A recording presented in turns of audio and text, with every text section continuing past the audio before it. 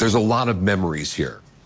And most of those memories are with my father. The old man passed down some of his belongings to his children and grandchildren. Today we will look at some of the things that Pawn Stars host Corey actually inherited from the old man. Hey, before we get into the video, be sure to enter our brand new giveaway. We'll be giving away any of these items. It's your choice. To enter the giveaway, leave a like, comment the keyword, subscribe, turn on notifications, and most importantly, watch the whole video. It's that simple. The family estate. It's about time. It is about time. I know. After the show Pawn Stars premiered, it quickly became one of the most popular television series to ever make it live. With many fans, viewers, and sponsors for the show, the Harrison family was definitely making a lot. The sudden influx of cash and freedom meant that the old man could afford to move into a nice estate. So when the old man passed away, he left the estate to his children, who then gave part-time ownership to their children, including Corey. However, something very interesting about this inheritance is that the old man actually left out one of his children in the passing down of his estate. According to court records obtained by The Blast, Harrison's original will named his wife and 3 children as beneficiaries. However, in 2017, he signed an updated document that specifically cut out his son, Christopher, from benefiting from the estate. The documents state, "I would like to express my love and affection for Christopher, but cut him out of the will. The purpose for naming Christopher and removing him from the will is unclear." Rick Harrison, who starred with his father on Pawn Stars, was put in charge of the estate as the administrator. The filing in the will does not list how much Harrison's estate was worth. Corey, who is Rick's son, was given part-time ownership as well. While we don't actually know the cost of the estate, nor what it looks like, we can assume that it is definitely a nice living quarters, as it seems the Pawn Stars never really had trouble with money due to the big success of their show. So what does this say of the old man that he left this estate to Rick and Corey and company? Simple. It's a place where they can all get together and enjoy the memories of the old man. It's also a place that they can call their own without fear of repercussions. The house was paid for, and so outside of utilities like electric, gas, and water, they can go in and know that it's fully paid off, and thus it's exactly the kind of home they can live in. It says a lot about the old man that he would leave this house to them, and it goes a long way to show that Rick left a part of it to Corey. It means to be a legacy house, one they can all enjoy and have fun with while honoring their family members. Who knows whether they'll keep it long term? It's certainly a possibility, and I would even go so far as to say that it's a highly probable chance that they'll try and keep it as long as they feel they can maintain it, not unlike many homeowners. But at the end of the day, it was the old man's house, and that alone is worth the cost of keeping it up nice. Luxury cars. Where's my car?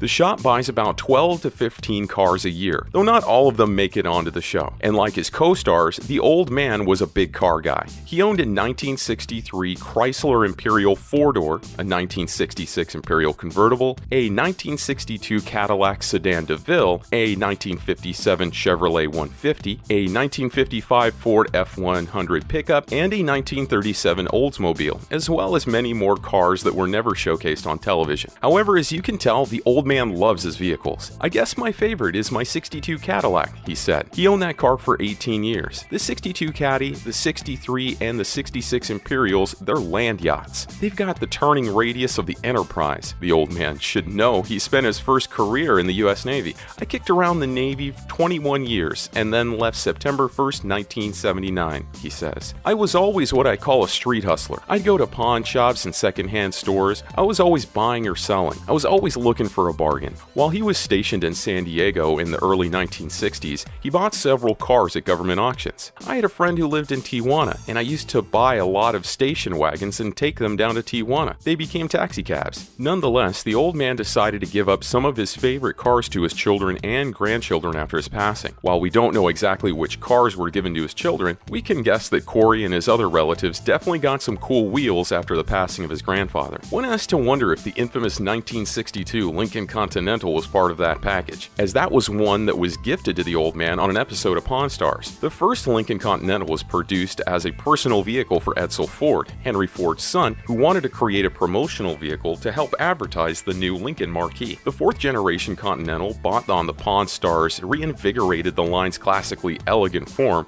with a distinctive rear suicide door setup and plenty of chrome all over. An added attraction for the Pawn Stars may have been this era's Continental classic role in The Matrix, as the protagonist's preferred ride when they entered the computer program, and had to navigate the dangers of the concrete, but actually simulated, urban jungle. This 1962 Lincoln Continental came into the store and Rick spent $9,500 to get it. He then spent a whopping $15,000 more on getting the interior redone, so that's $24,500 in all. And after all of that, it was given to the old man as a present. That showed a lot of love for the old man that they would spend so much money on him in regards to a gift. Again, we don't know which cars were given to the family, but it'd be cool to think that he would definitely return the gift that they once gave to him, his ability to spot fake items. You're thinking, No, or you're assuming, which makes it out of you. Corey in particular received a few traits from his grandfather, one of those being his ability to tell the difference between fake and real items. Authenticating items is one of the most important aspects of owning a pawn shop because the price difference in a real item versus a fake one is very drastic. However, over the seasons, we noticed that Corey had a great eye for spotting fake items. While he wasn't as great at it as the old man, we can tell you he was a close second for the best authenticator in the Pawn Stars show. Sure enough, Corey got this skill from his grandfather, who taught him the little tips and tricks to tell the reals versus the fakes. Those of you who have been watching Pawn Stars for a long time know that Corey isn't the one to mess up on making deals, and neither was the old man. Overall, this isn't necessarily an item or belonging to Corey inherited, but we had to include it on the list because of the necessary skill that he learned from the old man himself, the boss persona. The fact is that I'm the boss, and whatever I say goes. When the Pawn Stars show originally aired on live television, the old man was known as the boss, the big guy in the shop. But as the seasons went on, we noticed that Corey and Rick took over some of that leadership from the old man. Corey eventually became known as the manager of the shop, and also became well aware of how to run a business thanks to the help from his grandfather. Corey had stated that the old man was a big influence on his life and the ability to run the pawn shop as a whole. He has also said that he has no problem firing employees who are not fit for the job. When I fire employees, I just look at them and I say, "You're fired." I don't prolong it. I can do with mistakes, but I can't deal with stupidity. On the other hand, he's great at finding new people to work in the pawn shop. Overall, his leadership role has definitely developed over the time on Pawn Stars, and we can credit a lot of this to the old man, the shop. Well, you have heard of the Pawn Stars Pawn Shop down in Las Vegas, Nevada. Everybody's heard of that. Of course, the old man, being the founder of the pawn shop showcased in Pawn Stars, had to give the shop to somebody after he passed away. So when the time came, he passed down the store to his son Rick as well as Corey. The old man titled Corey as the full-time manager after he passed. At the time, Rick also basically became the face of the shop, while the old man moved his position more so behind the scenes. This really left the shop in hands of Corey over time. Hopefully the shop will continue to see its success through the years without the face of the old man there, and we are sure it will, considering how much Corey and Rick have learned from the old man. It's evident that the show and the shop will thrive for years to come. Valuable life lessons. Is it the everlasting gobstopper? Yeah. That's the real deal? The old man lived a long and eventful life. Through that, he learned many valuable lessons, one of those being in his time in the Navy. Longtime watchers of the History Channel's reality television show Pawn Stars typically know that Richard Benjamin Harrison, aka the Old Man, spent time in the Navy, but on the show there were only passing mentions of Harrison's time in the Navy. What viewers don't know is that he rose to the rank of personnelman first class during his 20-year career. Those 2 decades saw Harrison serving on 4 ships, a destroyer squadron staff, a tactical air squadron, and 1 shore tour at a maintenance activity center during a career stretching from 1958 to 1979. I spent 14 years on board ships, and I was gone a lot, Harrison told Navy Times in a 2014 interview. That's the only thing I didn't care for. The old man grew up in Lexington, North Carolina. As was the case for many young men of the day, Harrison joined the Navy only after being given an ultimatum from a North Carolina judge that he either join the military or go to jail after stealing a car. Son Rick Harrison wrote in a 2011 autobiography. After recruit training in San Diego, Harrison served back-to-back tours on 2 San Diego-based destroyers, the Orlick and the Twinning. He left the Navy in 1962 after his 4 years were up, according to Harrison's releasable information provided by Navy Personnel Command. So through the time in the Navy, as well as other eventful life events, the old man definitely had a story to share, and he was able to teach his children and grandchildren about life and all that he went through. Some money. You can wait on it. Amen. At the time of his passing, the old man's net worth was estimated to be around $8 million, and that is a lot of money. So what this meant was that after receiving the estate, the old man's car collection, and more, Corey was given some extra money from his grandfather. And as we stated earlier before his passing, the old man actually made a change to his will, stating that one of his sons would not be getting anything after the old man passed. But of course, Corey was part of his will alongside Rick and the other Harrisons. Obviously, we do not know the exact amount of cash that the old man gave to Corey and his other relatives, but based on his net worth, we can conclude that a lot was passed down. And even if it wasn't, the money that the old man had would likely be put to good use via his will. The old man was a cunning man, both in life and in business. He would have made sure that everything was taken care of in one form or another, and that definitely goes in for his wealth. But just how much was divided up? Well, only the Harrisons know that. His work ethic. Pretty good shape, man. Go by, Rick. You're driving.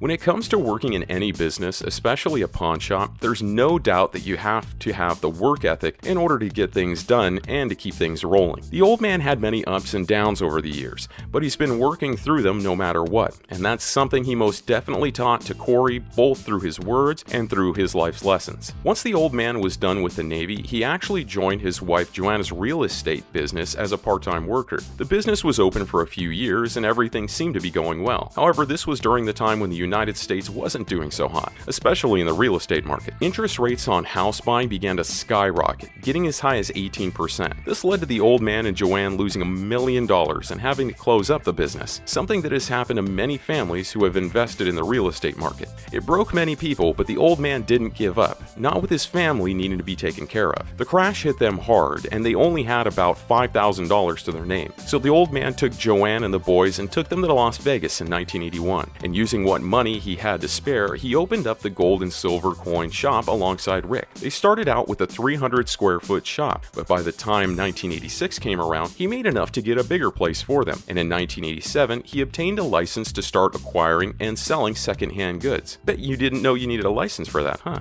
Regardless of whether the old man was handing coins, jewelry, cars, or anything in between, he kept himself dedicated to his business. History Channel wrote a bio for him and noted, he had to learn a little about a lot really fast. From Rolexes to antique cars, Richard is now armed with the rare skill of assessing the value of anything accurately. And on an episode of Pawn Stars, it was noted that he hadn't missed a day of work since 1994. That's 24 years of dedicated work, and that's to be praised. And his time at his first shop was still only the beginning of things to come. Now, while it is true that Corey still has a long way to go in order to meet the old man's legacy, it's still something that he can talk about with pride, because he knows that his grandfather didn't give up during the worst times in his life. So if Corey is smart, he'll do the same. And especially since his grandfather might have been famous on TV, it didn't start out that way. What's important to note here is that the shop opened in 1988, and yet Pawn Stars didn't air on the History Channel until 2009. So that means that the old man and Rick ran the shop successfully in the spot at 713 Las Vegas Boulevard South for over 20 years before they got their fame on TV. That proves that they both knew what they were doing, and they were very good at doing. Memories.